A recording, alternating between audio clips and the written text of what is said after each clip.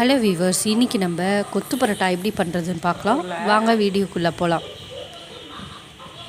ஒரு பேனில் நான் இப்போ ரெடிமேட் பரோட்டா வாங்கியிருக்கேன். அதை இந்த மாதிரி சின்ன சின்ன பீஸாக கட் பண்ணி போட்டுக்கோங்க. சின்ன பீஸாக போட்டிங்கன்னா உங்களுக்கு குவான்டிட்டி நிறையா வரும். நான் 3லேருந்து 4 பரோட்டா இது மாதிரி பிச்சு போட்டிருக்கேன். இப்போ பிச்சு போட்டதுக்கப்புறம் ஒரு 3 ஸ்பூன் எண்ணெயை ஆட் பண்ணிக்கலாம். நான் மீடியம் ஃப்ளேமில் தான் வச்சுருக்கேன் அடுப்பை.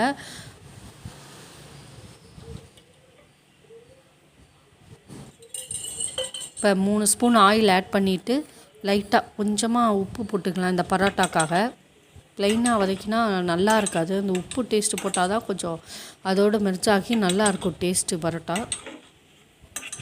இது நல்லா கோல்டன் ப்ரௌன் கலரில் வர வரைக்கும் நல்லா வறுத்துடுங்க.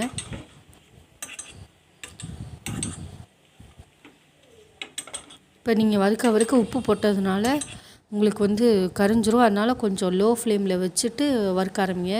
இப்போ பாருங்கள், லைட்டாக கலர் சேஞ்ச் ஆகுது. இப்போ கோல்டன் ப்ரௌன் ஆகிடுச்சு. அதனால் ஒரு பிளேட்டில் எடுத்து வச்சுருக்கேன். இப்போ அதே பேனில் கொஞ்சமாக ஆயில் சேர்த்துக்கலாம். நான் ஒரு 5 ஸ்பூன் ஆயில் சேர்த்துருக்கேன்.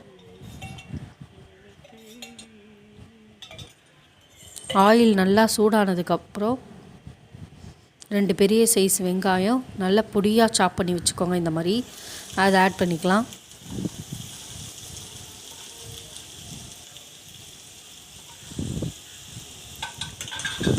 நல்லா வதக்கி விட்டுக்கோங்க. இது பச்சை வாடை போகணும். வெங்காயம் அந்த அளவுக்கு நல்லா வதக்கிக்கோங்க.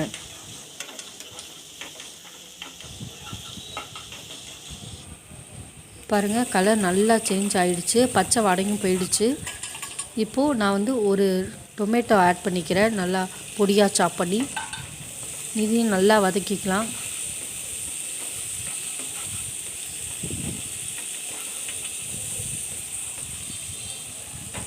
இப்போ இது ரெண்டும் நல்லா வதங்கிடுச்சு.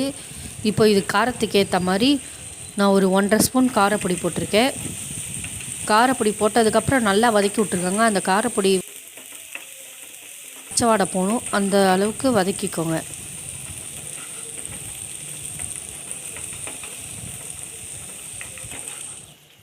இப்போ நல்லா வதங்கிடுச்சு. இது கூட 1 ஸ்பூன் கரம் மசாலா சேர்த்துக்கிறேன். இதையும் நல்லா வதக்கி விட்டுக்கோங்க.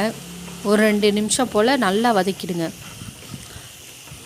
வதக்கிறப்ப லைட்டாக எண்ணெய் பிரிஞ்சு வரும். அது கரெக்டாக இருக்கும் அந்த ஸ்டேஜு. இப்போ நல்லா வதக்கியாச்சு. இப்போ நம்ம ஃப்ரை பண்ணி வச்சுருந்த பரோட்டாவையும் இது கூட சேர்த்துக்கலாம்.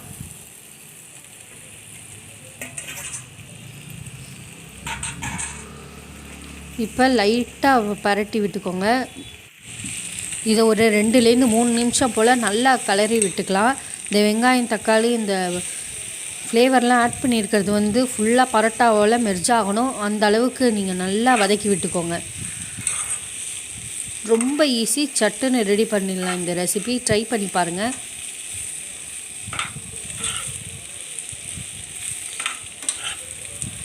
இப்போ நல்லா கலர்னதுக்கப்புறம் இப்போ கொத்து பரோட்டா ரெடி ஆகிடுச்சு. இதை நம்ம ஒரு பிளேட்டுக்கு மாற்றிக்கலாம். இந்த ரெசிபி ரொம்ப ஈஸியானது. ட்ரை பண்ணி பாருங்கள். இந்த வீடியோ பிடிச்சிருந்தா லைக் பண்ணுங்கள், ஷேர் பண்ணுங்கள், சப்ஸ்கிரைப் பண்ணுங்கள்.